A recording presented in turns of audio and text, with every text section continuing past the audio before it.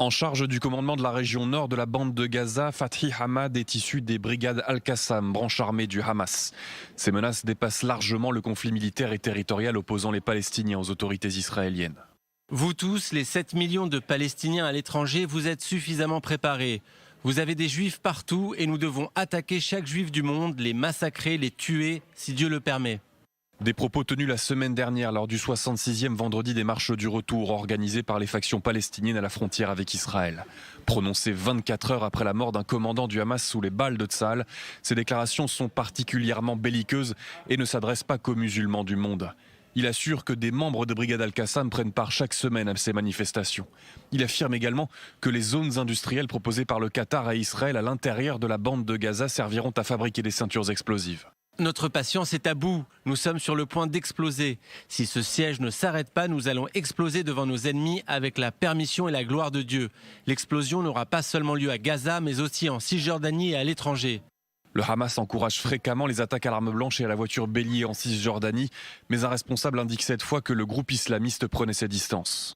Ce sont des déclarations personnelles qui ne représentent pas la position officielle du Hamas. Ces propos ont été prononcés sous le coup de l'émotion, après qu'un de nos soldats ait été assassiné par l'armée d'occupation. Nous n'avons pas de problème avec les Juifs, mais avec le mouvement sioniste qui occupe la Palestine. Réunis par une médiation de diplomates égyptiens, Israël et le Hamas semblent s'accorder aujourd'hui sur une trêve après un nouveau round de violence ces dernières semaines. Le Hamas menace toutefois Israël de représailles si l'État hébreu ne met pas en œuvre toutes les mesures de l'accord d'ici la fin de la semaine. Alors, condamnation, vous l'avez entendu, y compris le Hamas, qui semble se désolidariser ce soir des propos de l'un de ses représentants. On va en parler avec notre invité, Meir Masri. Bonsoir. Vous êtes maître de conférence à l'Université hébraïque de Jérusalem. Vous avez également travaillé au MEMRI, qui est cet organisme qui surveille les médias des pays arabes et des propos qui sont tenus sur ces chaînes. Et de l'Iran. Et donc, c'est d'ailleurs sur la chaîne de TV Al-Aqsa que ces propos ont été rapportés, la chaîne du Hamas. Alors, d'abord, est-ce que vous êtes surpris par la virulence, parce que c'est vrai que ça interpelle, c'est particulièrement inhabituel d'entendre des propos aussi vindicatifs. Non, je vais vous dire pourquoi je n'ai pas été surpris, tout simplement parce que tout ce qui a été prononcé par Fathi Hamad, qui, je le souligne quand même, a été ministre de l'Intérieur du Hamas dans la bande de Gaza, qui est un porte-parole, qui est un vrai responsable.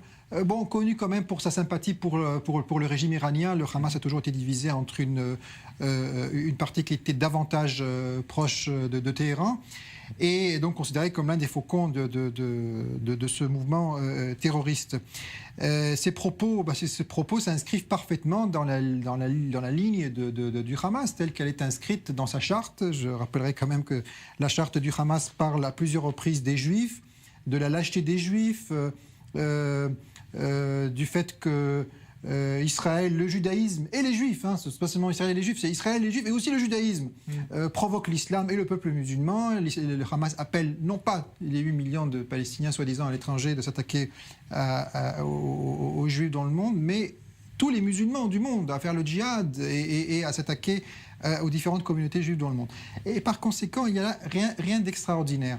Et par ailleurs, je tiens aussi ici à préciser que le Hamas n'a pas condamné les propos de Fathi Hamad. Le bonhomme n'a pas été démis de ses fonctions, il n'a pas été blâmé pour ses propos. Il y a une prise de distance, alors. Le Hamas a juste expliqué que c'était des propos personnels qui ne représentaient pas le mouvement, mais il n'a pas du tout été condamné. Ils n'ont pas dit que c'était pas bien ou qu'il fallait s'excuser pour de tels propos.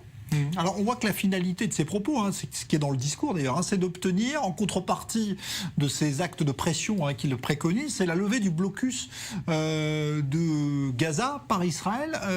Ça veut dire quoi? Qu'il y a un durcissement du ton parce qu'il y a une sorte d'exaspération, parce que le Hamas estime qu'Israël ne remplit pas les conditions d'un accord secret? Le Hamas, tout d'abord, ne reconnaît aucun des accords signés avec Israël. Et c'est là, en réalité, le cœur du problème. Parce qu'Israël n'a pas de problème, en réalité, avec les gens du Hamas. Israël a des problèmes avec l'idéologie de ces gens-là, avec leurs armes, avec leurs tunnels, avec leurs roquettes et avec leurs assassins. Si le Hamas respectait les fameuses conditions du quartet, et une de ces conditions, c'est de respecter les accords signés par le passé, les fameux accords des checkpoints, il n'y aurait pas eu de problème et on aurait très bien pu le Hamas aurait très bien pu s'ouvrir sur le monde. Et par ailleurs, ces accords de checkpoint ne concernent pas uniquement les points de passage israélo-gazaouis, mais aussi égypto-gazaouis. La preuve est que du côté égyptien aussi, la situation est bloquée. Le Hamas, il faut comprendre que le Hamas n'est pas un acteur légitime, n'est pas un acteur avec lequel on peut traiter. Le Hamas est une organisation terroriste et qui s'inscrit dans la grande mouvance d'Al-Qaïda. Abdallah Azzam, qui est l'un des rédacteurs de la fameuse charte du Hamas de 1988. Abdallah Azzam a été par la suite l'inspirateur, le mentor d'Osama Ben Laden. Il est d'ailleurs mort en Afghanistan lors d'un raid américain en soutenant, donc, en essayant de protéger Ben Laden. Et par conséquent, je veux dire, essayer aujourd'hui de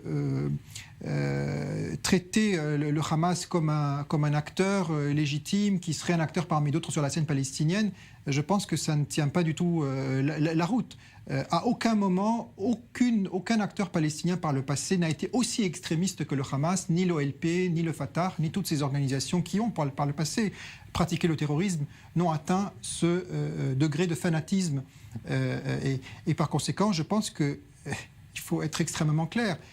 Tant que le Hamas domine la bande de Gaza, tant que le Hamas prend en otage la bande de Gaza, il n'y a aucun progrès à espérer. Et je regrette beaucoup ces dernières tractations, en vertu desquelles des mallettes d'argent qataris ont pu être acheminées avec la bénédiction, malheureusement, du gouvernement Netanyahou aux mains du Hamas. Je pense que tout doit être fait pour endiguer et contribuer à la chute du Hamas. Nous avons en Israël, et je tiens ici à le souligner parce que ce n'est pas si évident malheureusement que cela, d'excellentes relations avec l'autorité palestinienne, une coopération sécuritaire de très haut niveau avec l'autorité palestinienne, aussi mal élue soit-elle, avec tous les problèmes de dysfonctionnement qui peuvent avoir lieu à Ramallah. Je veux dire, on a fait la paix avec l'Égypte. Est-ce que Sadat était élu? Est-ce que Hussein de Jordanie respectait les droits de l'homme et était démocratiquement élu? Pas du tout.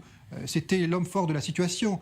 Et c'est la situation tout à fait similaire aujourd'hui. Je pense que tout doit être fait pour renforcer l'autorité palestinienne dans son bras de fer contre le Hamas. Les premiers à avoir condamné ces propos ont été les Palestiniens de Ramallah, bien avant la communauté internationale. Et puis enfin, un dernier point, parce que c'est quand même important de souligner très rapidement, la méthode traditionnelle du Hamas, elle est bien connue depuis très longtemps déjà, c'est de laisser des petits extrémistes prononcer des propos comme ceux qui nous ont choqués, et puis de voir un petit peu la réaction aussi bien sur le plan local que sur le plan international.